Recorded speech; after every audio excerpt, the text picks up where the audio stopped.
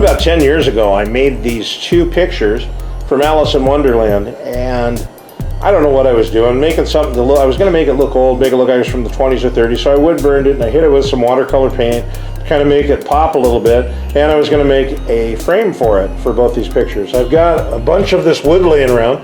This is the piece of wood I'm going to use to make the frame for these pictures. The bad thing about this is, if you look down it, you can see, man, that sucker's got a good wow to it. It's crooked this way too, so just about every axis of it's got a wow to it. It's really warped, it's cupped, it's got a nasty bit of cup in here. So that's primarily that. It actually lays down fairly flat there just because we've put the concave side down. But my plan is to cut this off into sections that are small enough that they will be straight enough to make our pieces out of. This is going to be the frame for the deal. Now all we need to do is just figure out how big to make the frame.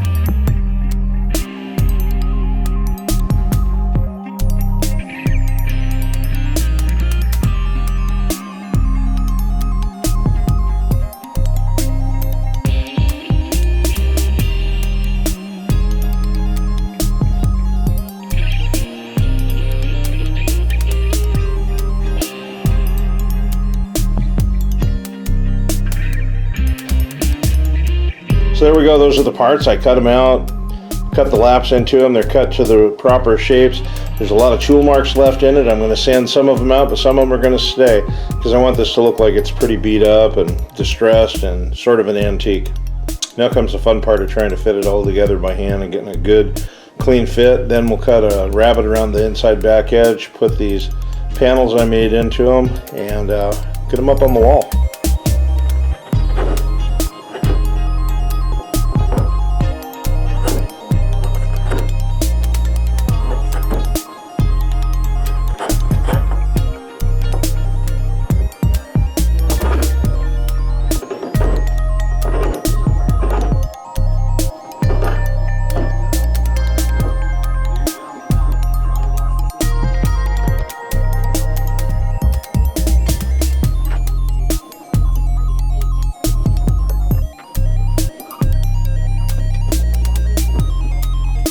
When I put this together, I guess I was in a rush or something because I really slapped it together and it's kind of ugly. I'm going to spend some quality time with it at the belt sander and see if we can't straighten this up a little bit and make it a little more presentable.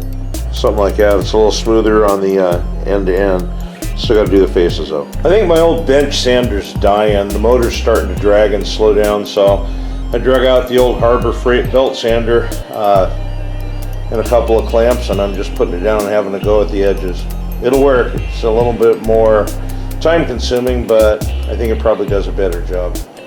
There's some gaps on here that I'm going to need to fill in, so I saved a bunch of the sawdust. I'm going to mix it with some tight bond wood glue and smash it in there with a popsicle stick because, you know, it should be the same color, and all I'm going to do with this anyway is varathane it, so I should get rid of my loose gappy spots and the spots where I just have little voids. Hillbilly engineering, man, I tell you. It's not very high tech, but it makes a pretty convincing wood filler. Let's come back in and sand it now, and all my little imperfections will be cleverly camouflaged. And we can route the inset for the pictures. It's hard to believe I've been working on this project almost 10 years. But it's gonna finally come down off the shelf and get finished.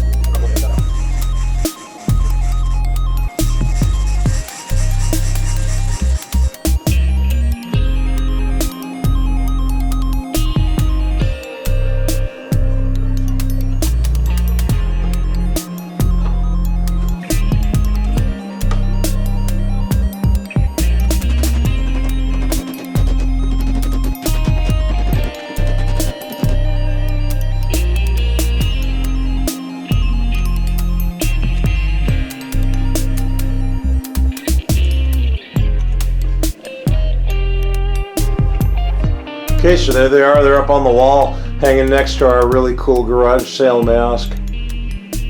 They look kind of cool from down here.